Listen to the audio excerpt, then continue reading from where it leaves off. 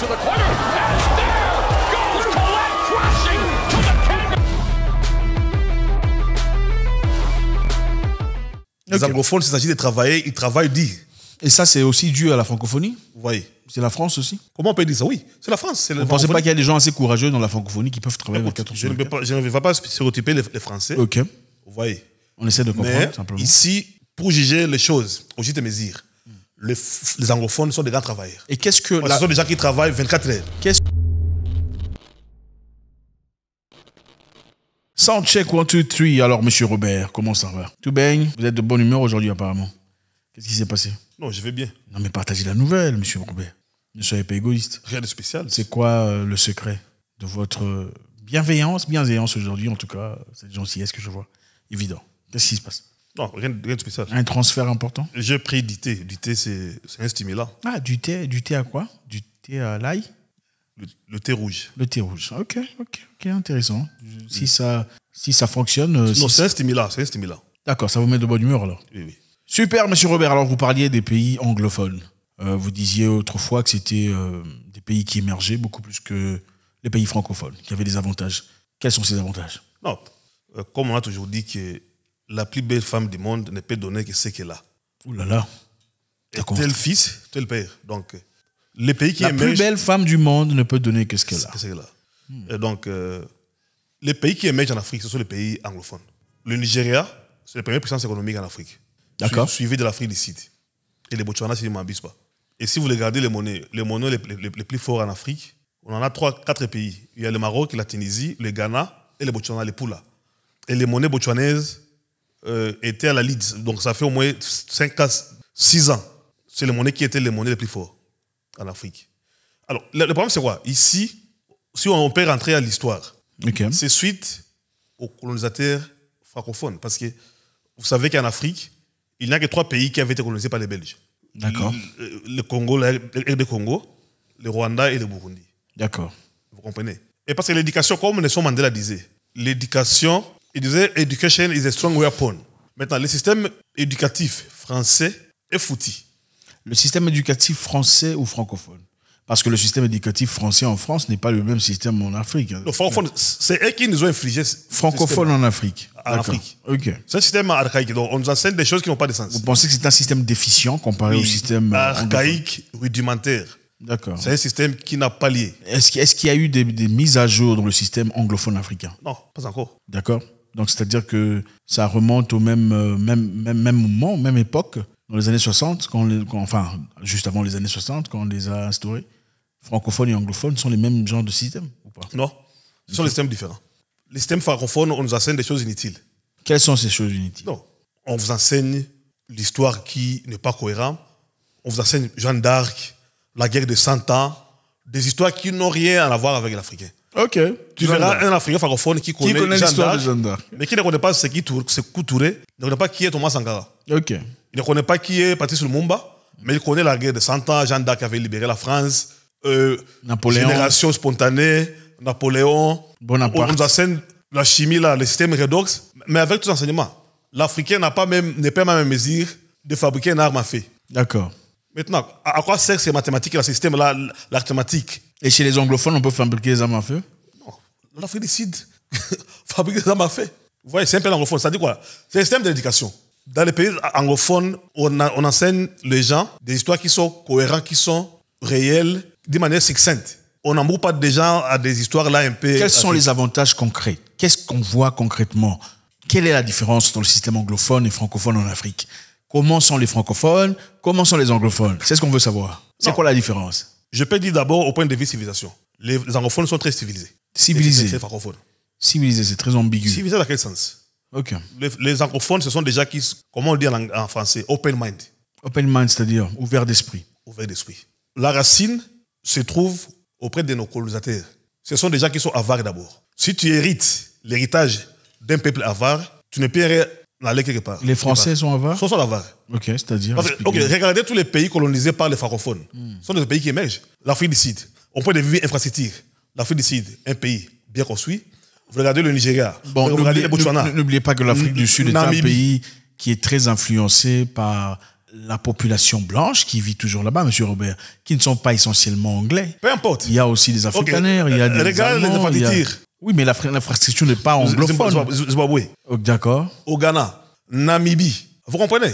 Il faut comparer. Il y avait les Allemands en Namibie aussi. Peu importe. Il y D'accord. avait des Allemands, mais c'est un pays anglophone. C'est-à-dire, les anglophones, ce sont des gens qui ont colonisé l'Afrique avec l'amour. Colonisé Imaginez-vous- avec l'amour. Oui. Imaginez, Waouh. imaginez tous les On a richesses. colonisé l'Afrique avec C'est l'amour. quoi? Le Congo, l'arrêt du Congo, c'est un pays le plus riche du monde. Mais regarde l'état du pays. Les Belges ont rien foutu au Congo. Il fallait que les Belges viennent mettre la propriété, vous bâtir. Non. Monsieur Robert, les Belges ont construit des chemins de fer au Congo, au Zaïre. Construit des chemins de fer qui n'ont jamais été maintenus, jamais été servis, Chemin de fer. jamais été entretenus. Chemin de fer avec tous les diamants et toutes les richesses qu'ils ont. Tout ce que les Belges ont construit ont été détruits par les Congolais. Le problème, c'est quoi? Alors, ce n'est pas la responsabilité des Belges de venir entretenir ce Si qu'on le a laissé. Congo était Contrairement à colonisé beaucoup d'autres pays africains. par les Anglais, le Congo pouvait être même les États-Unis d'Afrique. Les pays anglophones. Les anglophones sont meilleurs que les francophones, d'après M. Robert. Alors, expliquez-nous comment concrètement, qu'est-ce qui est évident parmi les communautés anglo-africaines ou anglophones africaines qui n'existent pas dans le pays francophone. Je pourrais comprendre tout à fait, c'est vrai si vous regardez la liste fournie par World Bank ou Banque mondiale, le premier pays le plus avancé sur le plan économique en Afrique, c'est le Nigeria, suivi de l'Égypte. Ensuite, l'Afrique du Sud. Nous avons l'Algérie, qui est quand même anglophone, francophone, mais ne reçoit pas d'aide du franc CFA. Nous avons le Maroc, l'Angola, le Kenya, l'Éthiopie, la Tanzanie, le Ghana. Aucun d'eux ne bénéficie du système CFA. Mais il y a quand même des francophones. Okay? Il y a l'Algérie, il y a le Maroc. Ok, D'accord? pour y arriver. Aujourd'hui, il y a les Gabon et les Togolais qui veulent joindre le Commonwealth. Ok. Vous comprenez? Le Commonwealth. Pourquoi? Parce que si tu es un État membre de Commonwealth, il y a des avantages. Quels sont ces Plutôt avantages? d'appartenir aux francophonie. Quels sont ces avantages? Il y a des avantages de subventions. Les pays de Commonwealth s'entraident mutuellement. Qu'est-ce qu'on reçoit comme subvention? Quelle subvention? L'exemple du Rwanda. Oui. Aujourd'hui, le Rwanda émerge. Oui. Les gens peuvent dire ce qu'ils veulent. Oui. Ça, ce n'est pas mon problème. Oui. Mais c'est parce que le Rwanda, c'est un pays membre de Commonwealth. Absolument pas. Je pense que le Rwanda a un président qui sait comment prendre soin du Rwanda, tel qu'il prend soin. Ça n'a absolument rien à voir. Aujourd'hui, les Togolais. Il y a des pays anglophones, il y a l'Ouganda qui n'est pas le Rwanda. L'Ouganda n'a rien à voir avec le Rwanda. Ok. D'accord, l'Ouganda est anglophone, n'est-ce pas? Ça fait partie du Commonwealth. Faire partie du Commonwealth ne suffit pas. Il faudrait avoir un leader solide, dirigeant sérieux, qui sache quoi faire pour faire avancer le pays. Le Zimbabwe fait partie du Commonwealth, n'est-ce pas? Non, les Zimbabwe sanctionnés. Sanctionné, mais il fait partie du Commonwealth. Pourquoi on n'enlève pas les sanctions puisqu'ils sont dans le Commonwealth? Laisse-moi continuer mes arguments. Ok. Dans des pays anglophones, les enfants ont la liberté de choisir le sujet qu'ils doivent étudier. Ce qui est différent dans des pays francophones. En Afrique. À l'Afrique. Si tu veux étudier la cuisine seulement, au niveau des écoles secondaires, l'humanité, tu peux le faire dans des pays anglophones. Là, on parle d'écoles privées ou on parle d'écoles... Même les écoles conventionnelles. Okay. Les enfants sont libres de choisir ce qu'ils veulent. Même lorsque vous êtes en plein examen, on vous donne l'opportunité de choisir les jours où tu es prêt à écrire ton examen. Ce qui ne se passe pas dans les pays anglophones. Quels sont ces désavantages alors dans ce cas? Les avantages, parce qu'on vous impose des histoires qui ne conviennent pas à vos choix. Pourquoi le Rwanda a décidé de quitter la francophonie, d'après vous? Le Rwanda ont décidé de quitter la francophonie parce qu'ils se sont rendus compte que dans le monde francophone, rien ne marche.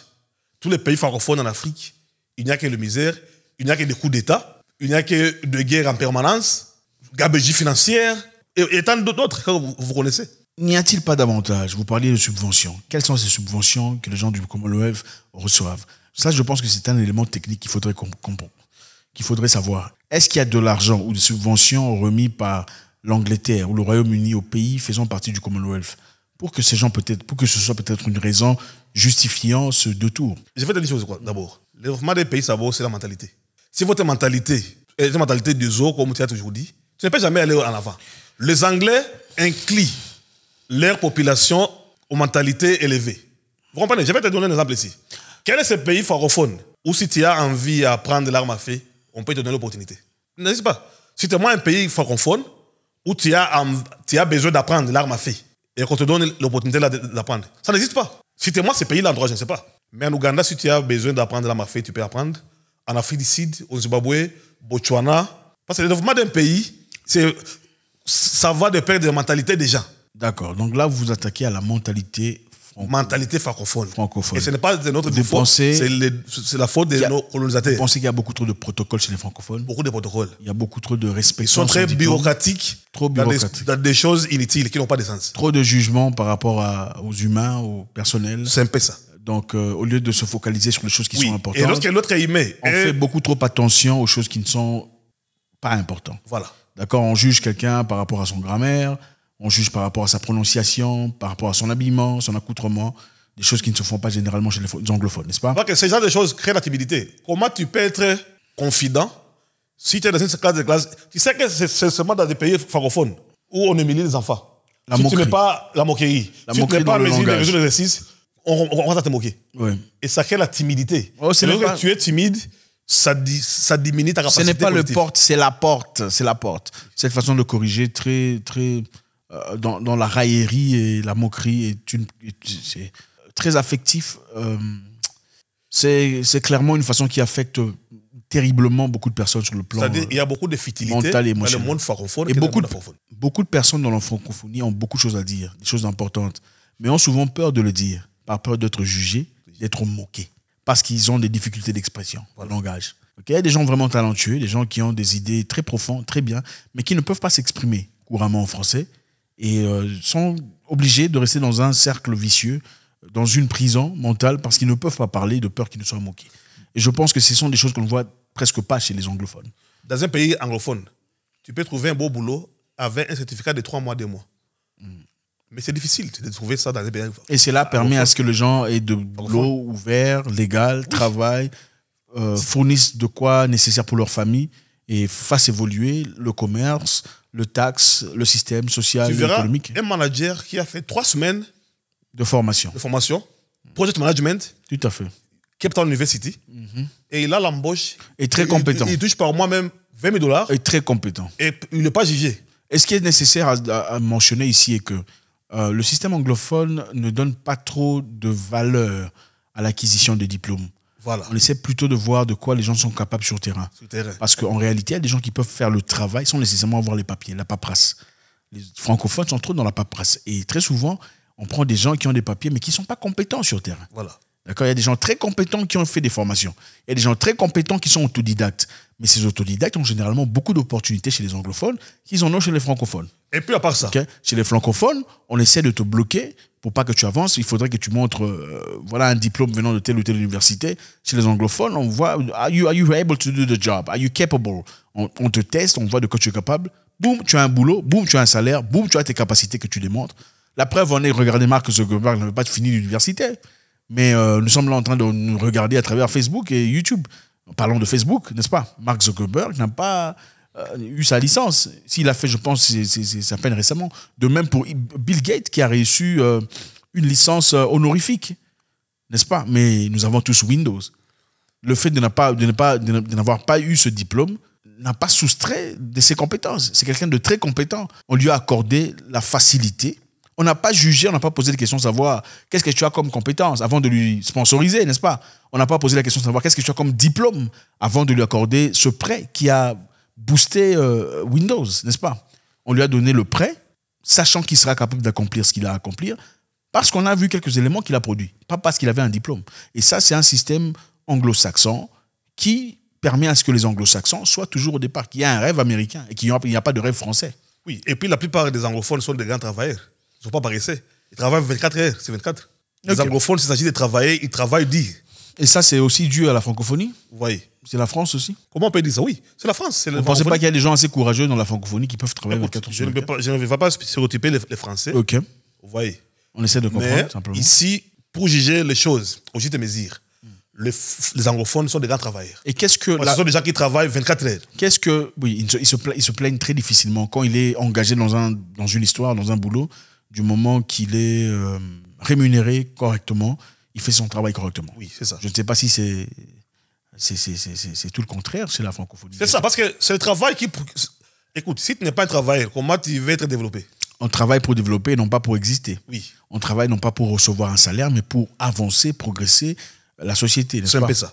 Voilà, je pense que d'après vous, qu'est-ce qu'il faudrait faire pour améliorer les choses dans la francophonie africaine? Changement de mentalité. Cela inclut quoi? Changement de mentalité, c'est-à-dire les gens doivent changer.